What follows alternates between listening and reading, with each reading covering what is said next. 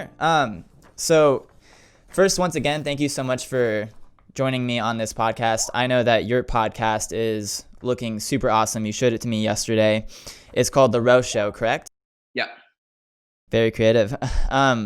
So I just want to give a quick introduction about who you are. I did some research on you. Of course, I kind of knew you a while ago. I knew of you, I should say.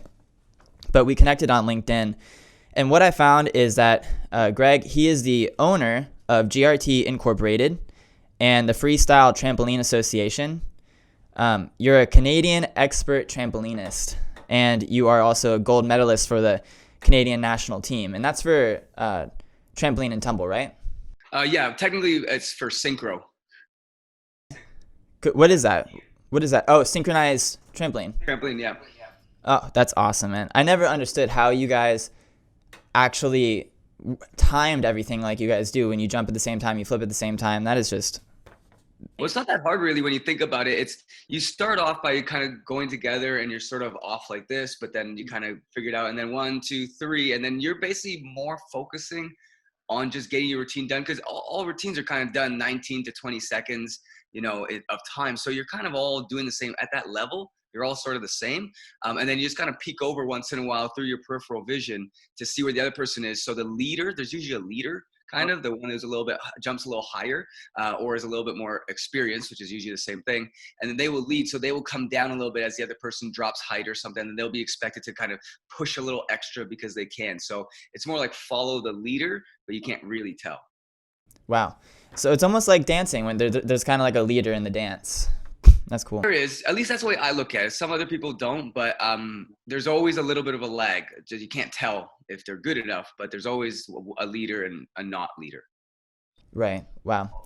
And when was that? When were you when were you on that national team? Eons ago. No, it's like I don't know. I'm now 30 and I was like 20, 21, 22 kind of, but when I was doing all that, I had done gymnastics and trampoline ever since I was a kid at like 5 years old, when I was like first adopted, brought to Canada, did the gymnastics circuit, and then when I was 17, I went just to trampoline. And I did pretty good in gymnastics. I was thinking about going senior, but then I was like, I don't know, I'm kind of bored. Just doing the same routines over and over and over again. Trampoline will be more fun. It's something different and unique. So I tried that. I went to Dave Ross's gym. He's the Olympic coach for Canada. He was about an hour away, so it was easy commute if I needed to. And then because of my gymnastics background, it was very easy to do trampoline. These guys really didn't condition very much until the later years. So when I first came, I caught up within just a couple of years, and I was on national team like this, it wasn't that hard. I just need to figure out how to do the routine. So the transferability was pretty simple, except for head in. Gymnasts are terrible with their head out all the time. So trampoline is all head in. So I put a sock under my chin for like 6 months, just getting used to kicking from the toes. And once I got that going, I fixed up the shoulders, because gymnasts are also rounded in their shoulders from all Malteses and stuff and cross and whatever. So I opened that up a little bit. And then from there, once I kind of figured that out, I was doing all right. That is actually, you brought up a good point, because when I was looking at your background, I saw that you were a gymnast first to trampolinist, and I was like, wow, how did he do that? Because I know that in the gymnastics industry, like you just said, these gymnasts are bred to be very tight and stiff and sticking things, and the transition from a gymnast to being a trampolinist is, in my opinion, it sounds very difficult, but you obviously were very successful in it. So also I found out that you starred in a lot of many popular TV shows, such as America's Got Talent, Nitro Circus, Discovery Channel, Ripley's Believe It or Not, which brings me to a question that I have for you. When did you first start taking your talent and monetizing it, making a brand for yourself, making money from it? I wanted to kind of pick your brain on that. Well, that was again when I was 21, 22, roughly about 10 years ago. And I was now getting that age, like all these new young generation kids in the social media world, this whole new realm that people are still trying to figure out. And I was in there early seeing it. right? I was watching Damian Walters videos. I was watching Nitro Circus. I was watching Devin Supertramp, all that stuff. And I was like, oh man, these guys have an amazing life, you know? And I was watching them thinking, oh man, I'm on Team Canada. I don't get to do anything I want. Oh, this sucks. I want to do something cool. Like these guys are riding motorcycles off of cliffs and they're doing crazy cool stuff, you know?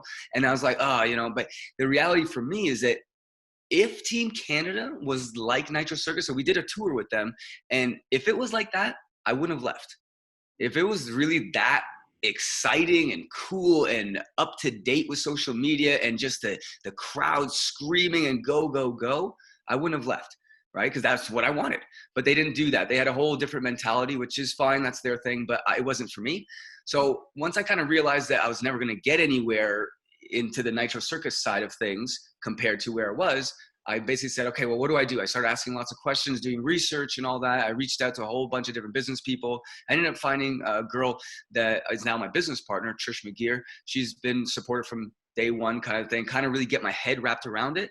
And she really launched the career and at least the mentality. There's a lot of other things that got the career going, but the mentality was really interesting. She basically just said, I'm like, well, I want to go to Rio Olympics. And we sat down at Starbucks and said, hey, can you get me some funding? How does this all work? And she basically created the Subaru Rally team for Canada. So she already dealt with multi-million-dollar budgets and stuff.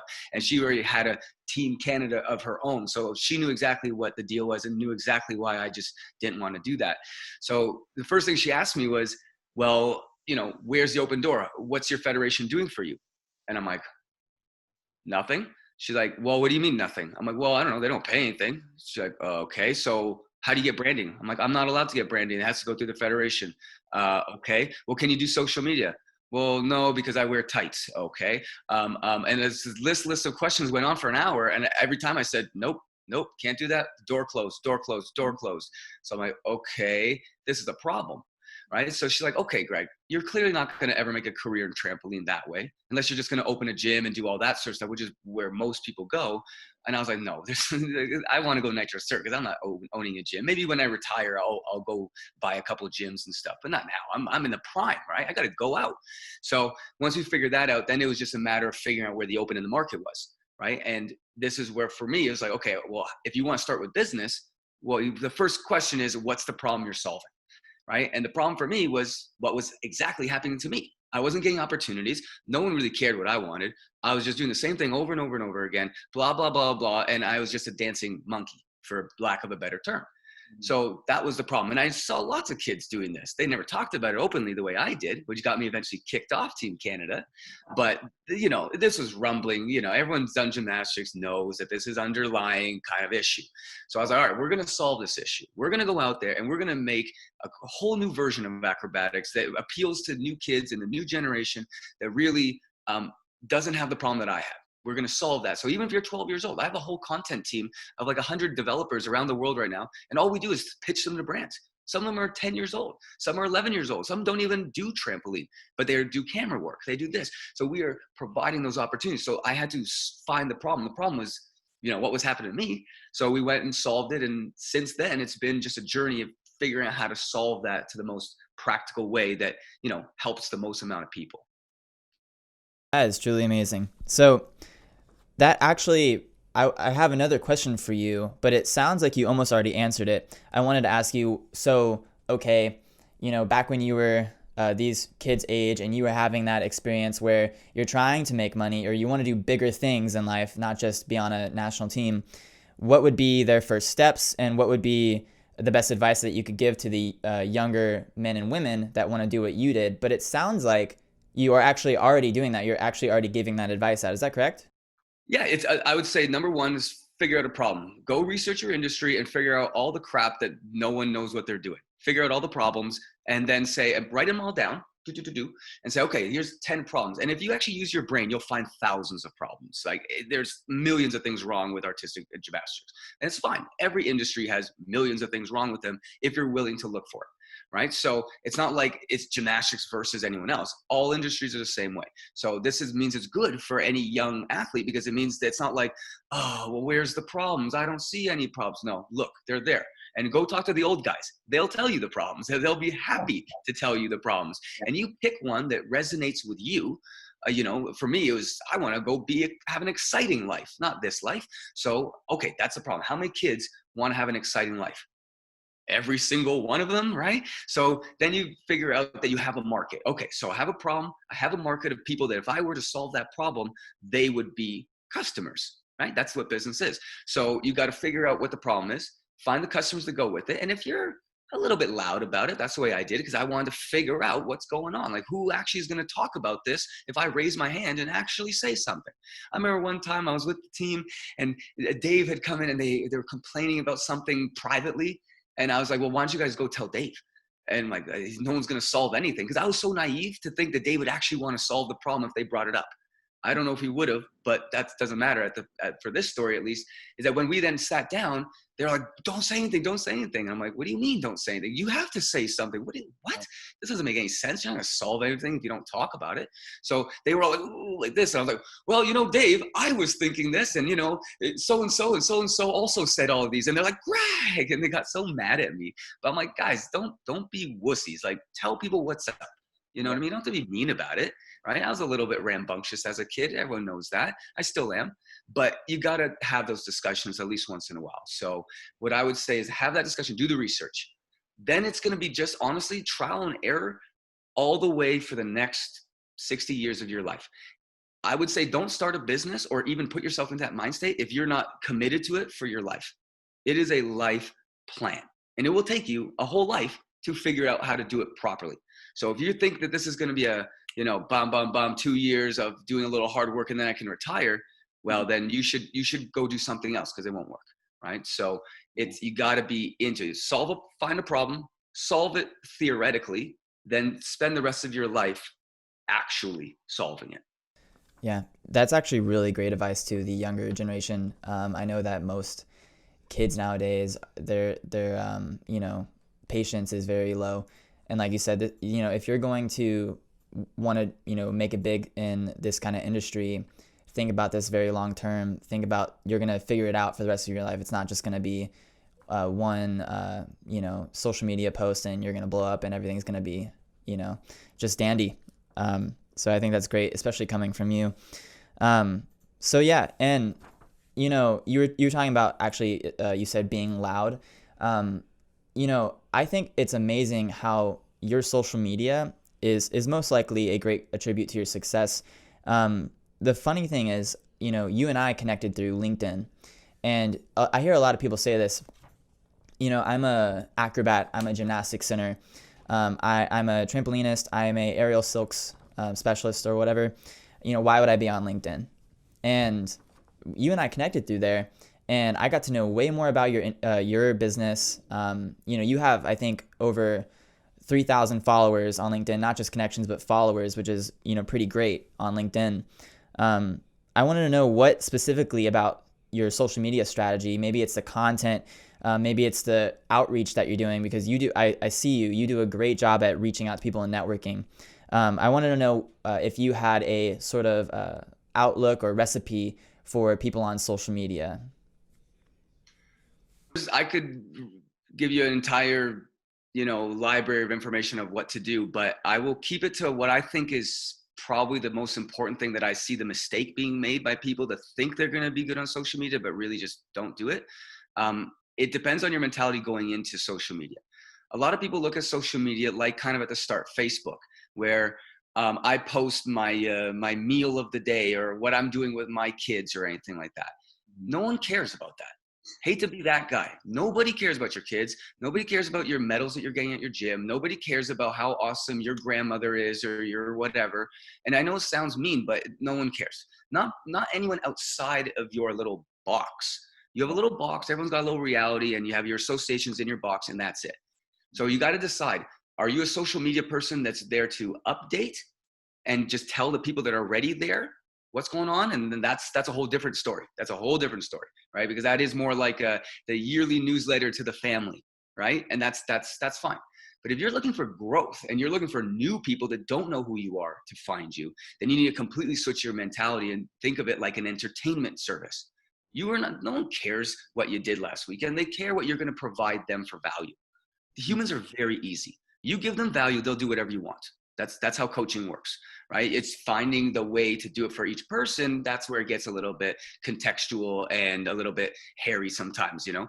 But at the very base of it, when you go on social media, if you're looking for growth, it's how do I provide you a service? What do you want? For us, it was very simple. I just did it through practical experience.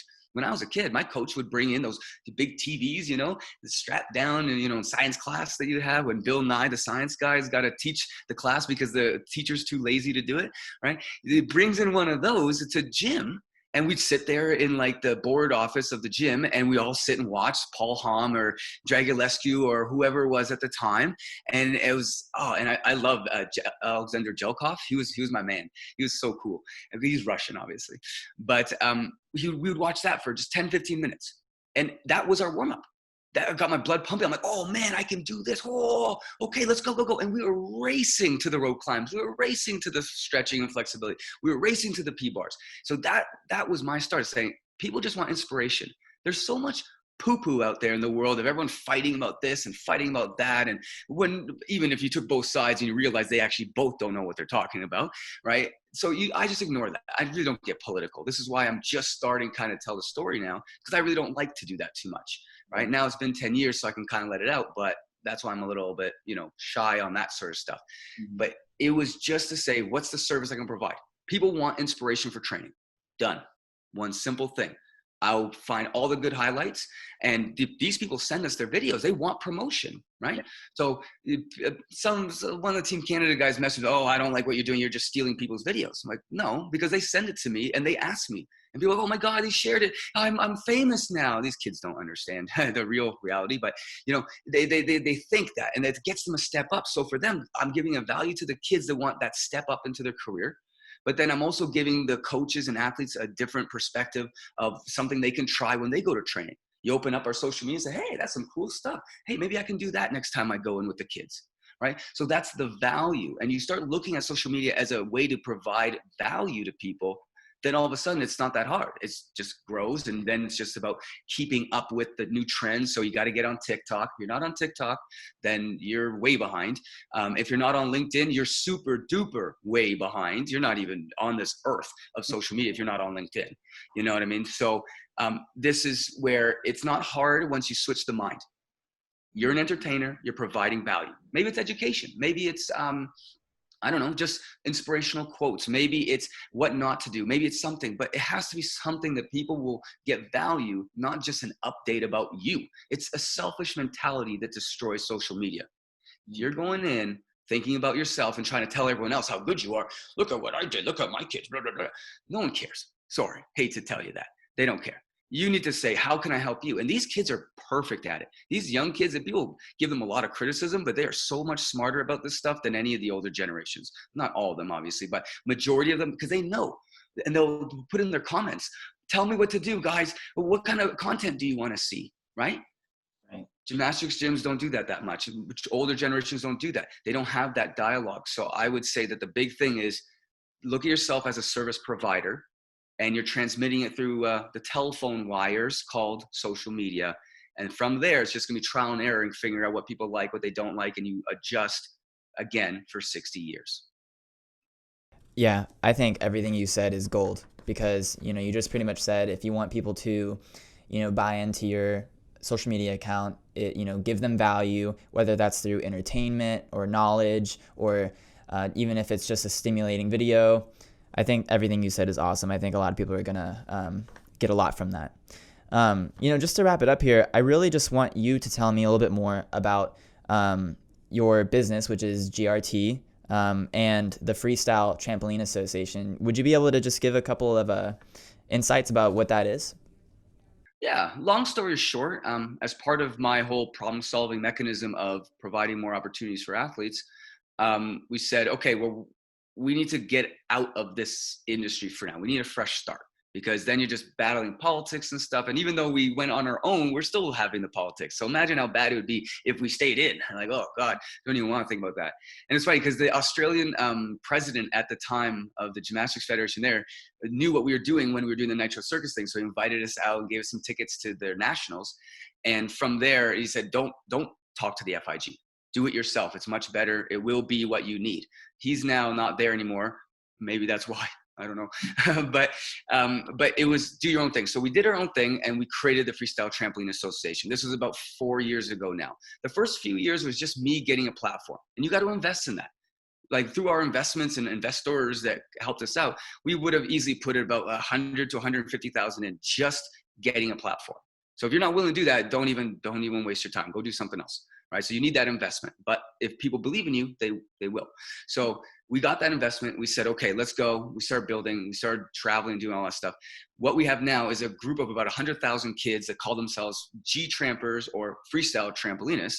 Personally, I think G-Tramper is not a great word. I think it's not marketable, so I don't use it. But they do, and I have to keep that in mind. Again, back to that whole thing we talked about.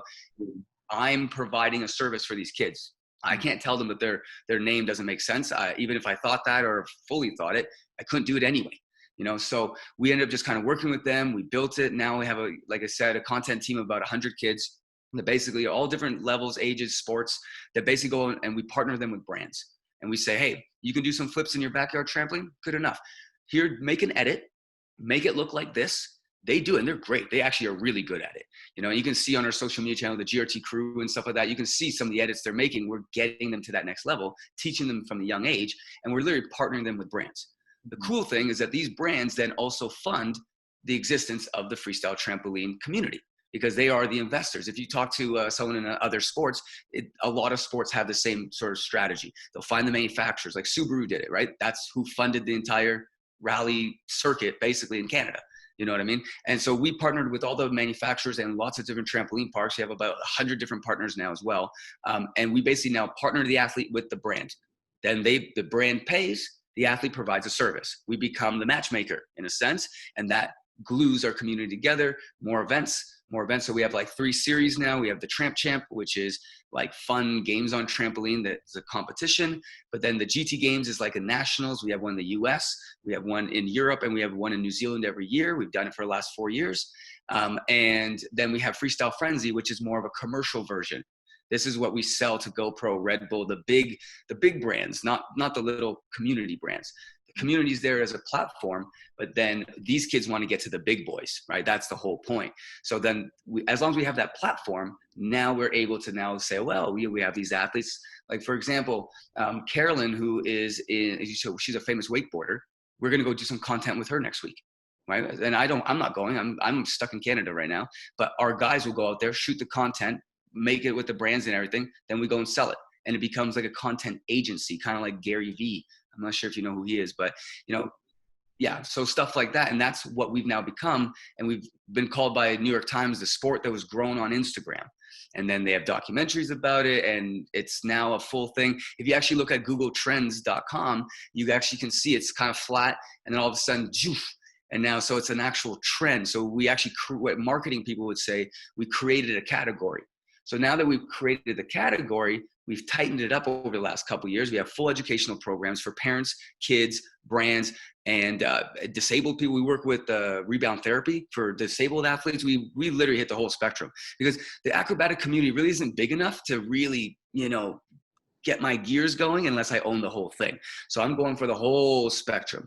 And we're even working with people going into space and stuff. So that's a whole nother discussion. So, we're doing all of that and providing a new platform for an online version of acrobatics in the digital age for the new generation. Greg, I absolutely love how big you think. I think everything that you're doing is on a level of huge magnitude. I love how you're thinking like that. You're not just going for the little fish. Well, listen, one, I want to thank you so much for, once again, carving out a little bit of time to be on this podcast. If you are watching this, please go follow Greg Roe. Listen to his podcast. It's called The Roe Show. It's amazing. You won't regret it. Follow him on YouTube, Instagram, and if you're on LinkedIn, connect with him. He's an amazing guy, super nice. Greg, thank you so much. Thanks a lot, man. It was great to talk and finally let out a bit of the story. We've been a little silent because we've been working so hard to figure out what we're supposed to be doing, because it's a trial and error process.